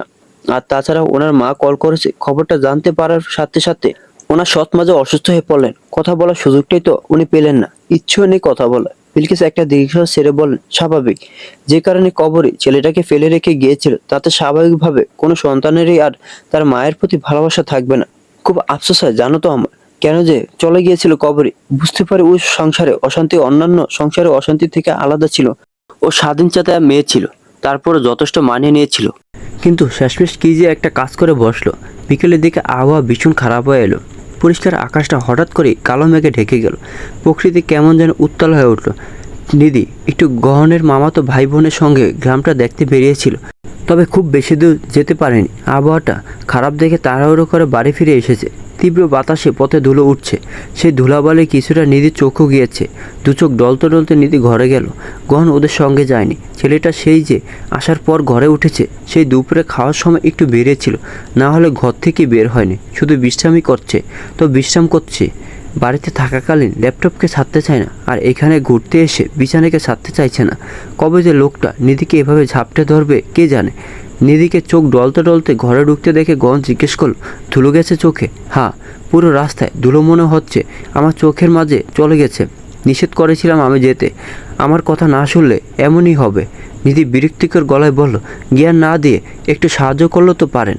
একটু দেখুন তো চোখটা, মনে হচ্ছে চোখের মাঝে কোনো পোকাও গেছে, যেন হাঁটছে আমার চোখের মধ্যে। খুঁজে বের করুন তো। কথাটা বলে নিধি গহনের সামনে গিয়ে বসলো। নিধির কথা অনুযায়ী গহন সত্যি ওর চোখের মাঝে পোকা টোকা কিছু পড়েছে কিনা সেটা খোঁজার চেষ্টা করলো। তবে চোখটা একদম পরিষ্কার দেখাচ্ছে, না কিছু তো নেই, পরিষ্কার চোখ। নিধি একটা ঝাড়ি মেরে বলল, ভালো করে দেখুন তো, আপনি তো বুড়ো হয়ে গেছেন, চোখের পাওয়ার কমে গেছে, একটু সময় নিয়ে ভালো করে খুঁজুন। ঝাড়ি গিয়ে গহন আবারও ভালোভাবে নিধির চোখের মাঝে পোকা খোঁজার চেষ্টা করলো। এবারে ফোনে ফ্ল্যাশলাইট অন করে দেখলো, কিছু নেই। ফের বলে উঠলো, বললাম তো কিছু নেই, তুমি চোখ চুলকানো আগে বন্ধ করো। আর হাতে এত ধুলো ময়লা কেন? এই হাতে চোখ চুলকালে তো এমনিতে অসুবিধা হবে। কোথায় গিয়েছিলে যে এত ধুলো ময়লা লাগলো? নিজে দাঁত বের করে হেসে বলল, পরে গিয়েছিলাম রাস্তার মাঝে, আসলে সামনে একটা গর্ত ছিল, সেটা টের পাইনি। উজবুকের মতন হাঁটছিলাম তো, আমার হাতটা ধরার মতো কেউ ছিল না। অল্পের জন্য শাড়িটা খুলে যায়নি। ভাবুন তো, শাড়ি খুলে গেলে কি হতো? আপনার মান সম্মান কিছু থাকতো না। আমার মান সম্মানের কথা না ভেবে আগে তোমার মান সম্মানের কথা চিন্তা করো। এত উচ্ছৃঙ্খল কেন তুমি? খেয়াল থাকে কোথায় তোমার? একটা কাজ মনোযোগ দিয়ে করতে পারো না? নীতি ফেল করে গহনের দিকে তাকে থেকে বলল, আগে আমি সব কাজ মনোযোগ দিয়ে করতাম, কিন্তু আজকাল আমার মনোযোগের একটু সমস্যা হয়েছে। মনোযোগ যে সারাদিন কোথায় থাকে আমি নিজেও খুঁজে পাই না। গহন যেই না আরো কিছু বলতে যাবে, অমনি ঘরে গহনের ভাই বোনেরা প্রবেশ করলো। নসীন ছুটে এসে নিধির হাত টেনে ধরে বলল, ভাবি বাইরে চলো, বৃষ্টি নেমেছে, আমরা সবাই বৃষ্টিতে ভিজবো। নসীন আর নিধি সমবয়সী, সেজন্য আসার পর থেকে নসীনের সাথেই সব থেকে বেশি ভাব জমেছে। বাকিরা সবাই নিধির ছোট। নসীনের মুখ থেকে বৃষ্টিতে ভেজার কথাটা শুনতে নিধি লাফিয়ে উঠে উচ্ছ্বসিত গলায় বলল, বৃষ্টিতে ভিজবো? অনেকদিন হলো ভেজা হয় না। চলো চলো, তাড়াতাড়ি চলো, বৃষ্টি বন্ধ হয়ে যাবে না হলে আবার। নিধি যেতে ধরলে গহন ওর হাত টেনে ধরে সাবধানী গলায় বলল, বলেও তুমি বৃষ্টিতে ভিজবে না? রাস্তায় উষ্টা খেয়ে পড়েছিলে, এবার বৃষ্টির মাঝে আচার খেয়ে পড়ার ইচ্ছে হয়েছে তাই না? আর ওই অসময়ে বৃষ্টিতে ভিজলে জ্বর আসবে, কোনো প্রয়োজন নেই যাওয়ার। চুপচাপ বসে থাকো। নসীন, তোমরা যাও। গহনের কথাটায় নিধি তুমুল আপত্তি জানিয়ে বলল, থাকবো না আমি, ওদের সাথে আমিও যাব। ওরা বৃষ্টিতে ভিজলে সমস্যা নেই, আমি ভিজলে কেন সমস্যা হবে? ওদেরকে যেতে বলছে, তাহলে আমাকে আটকাচ্ছেন কেন? গহন গম্ভীর গলায় বলল, তোমাকে বৃষ্টিতে ভিজতে নিষেধ করেছি আমি। চুপচাপ বসো। নসীন, তোমরা যাও, বৃষ্টি কিন্তু থেমে যাবে, তাড়াতাড়ি যাও। নসীনরা বুঝলো গহনকে রাজি করানো সম্ভব না, অযথা নিধির জন্য ওদেরও ভেজা হবে না, তাই সবাই দৌড়ে চলে গেল বাইরে। গহন এখনো নিধির হাত ধরে আছে। নিধি খুব করে চেষ্টা করলো গহনের থেকে নিজের হাতটা ছাড়ানোর জন্য, বলা যায় এক প্রকার লাফাচ্ছে, তবু গহন ওর হাত ছাড়লো না। গহনের শক্তির সাথে পেরে ওঠা সম্ভব না। যখন নিধি বুঝলো এভাবে গায়ের জোরে পেরে উঠবে না, তখন অসহায় মুখ করে গহনকে বলল, যেতে দিন না, কি হবে একটু বৃষ্টিতে ভিজলে? আচ্ছা ঠিক আছে, আপনাকে নিয়ে ভিজবো, একা একা ভিজবো না। গহন পূর্বের মতোই গম্ভীর গলায় বলল, নিষেধ করেছি আমি, তোমাকে এক কথা কতবার বলতে হয়, এত অবাধ্য কেন তুমি? নিধি এবারে কাঁদো কাঁদো কণ্ঠে বলো, আমার বাড়িতে থাকতে বাবা ভিজতে দিত না, ভেবেছিলাম বিয়ের পর জামাইয়ের সাথে ভিজবো, কত আশা নিয়ে ছিলাম আমি বলুন তো। আরে বিয়ের পর জামাইয়ের সাথে বৃষ্টিতে ভিজবো বলেই তো এতদিন বেঁচে আছি আমি। চলুন না, বৃষ্টি শেষ হয়ে গেল তো, জীবন তো একটাই, উপভোগ করা উচিত। বাড়ি ফিরে গেলে তো আবার নির্যাতন শুরু হয়ে যাবে। গহন, চলুন না। গহন তবুও ছাড়লো না নিধির হাত, যদিও এখন অনেকটা নরম হয়েছে মেয়েটার এভাবে আকুতি মিনতি করা দেখে, কিন্তু ছাড়তে ইচ্ছে করছে না, বাস পড়ছে। এর মাঝে তো ভিজতে দেওয়াটা ঠিক হবে না, তারপর যদি আবার অসুস্থ হয়ে যায়। গহনের থেকে আশানুরূপ কোনো প্রতিক্রিয়া না পেয়ে নিধি বারবার আশাহত হচ্ছে, তবে হাল ছাড়লো না নিধি। এবার গহনের পাশে গিয়ে একেবারে গহনের গা ঘেঁষে বসলো। গহন হঠাৎ করে নিধির এভাবে গা ঘেঁষে বসার কারণটা ঠিক বুঝে উঠতে পারলো না। গহনকে আরেকটু অবাক করে দিয়ে নিধি ওর কাঁধে নিজের মাথাটা এলিয়ে দিয়ে বলল, চলুন না গহন, আপনি আমায় না বুঝলে আর কে বুঝবে? আমার শখগুলো যদি আপনিও না পূরণ করেন, তাহলে আর কে পূরণ করবে? কাকে গিয়ে বলবো আমি আমার ইচ্ছেগুলোর কথা? আপনিও যদি আমাকে হাসাতে না পারেন, তাহলে এই জীবন রেখে আর কি লাভ? আমি বলেছিলাম না আপনাকে ভালোবাসি, শুধু মুখে বললেই হয় না, কাজে প্রমাণ করতে হয়। যদি আপনি আমায় ভালো লাগা, খুশি, শখ এসব বিষয় না বুঝেন, তাহলে আর কি ভালোবাসলেন? গন খুব ভালোভাবে বুঝতে পারছে মেয়েটা ওকে ইমোশনাল ব্ল্যাকমেল করার চেষ্টা করছে, তবে সবকিছু বোঝা সত্ত্বেও গন কেমন যেন নরম হয়ে গেল। এত মিষ্টি করে আবদার করলে কতক্ষণই বা নিষেধ করা যায়? দিদি হাতটা ধরে উঠে দাঁড়িয়ে বলল, ঠিক আছে চলো, তবে বজ্রপাত হচ্ছে, বেশিক্ষণ না, 5 মিনিট ভিজবো, তারপরে চলে আসবো তোমায় নিয়ে। তখন যেন আর কোনো বাড়াবাড়ি না দেখে দিদি খুশিতে লাফিয়ে উঠে বলল, 1 সেকেন্ডে বেশি থাকবো না, কথা দিচ্ছি। এখন তাড়াতাড়ি চলুন। কথাটা বলে নিধি আগে দৌড় দিতে ধরে আবার থেমে গেল। পিছনে ফিরে গহনে দেখে তাকে বলল, বজ্রপাত হচ্ছে তো, আপনার ভেজার কি দরকার? আমি একা একাই ভেজি, যদি আপনার কিছু হয়ে যায় আপনার মা আমাকে ছাড়বে না। গন শক্ত করে নিধির হাতটা ধরে আলতো হেসে বলল, কিছু হলে না হয় দুজনেরই হোক, একজনকে ছাড়া আরেকজন বেঁচে থেকেই বা কি করব? বন্ধুরা, আজকের গল্পটি এই পর্যন্তই। যদি গল্পটি ভালো লাগে তাহলে ভিডিওটি লাইক করুন, আর গল্প সম্পর্কে কোনো মতামত জানানো থাকলে কমেন্ট করতে পারেন। আর এই গল্পের পরবর্তীতে কি ঘটে তা জানার জন্য এবং এরকম আরো সুন্দর সুন্দর গল্প পাওয়ার জন্য আমার চ্যানেলটি সাবস্ক্রাইব করে বেল আইকনটি বাজিয়ে রাখুন। ধন্যবাদ।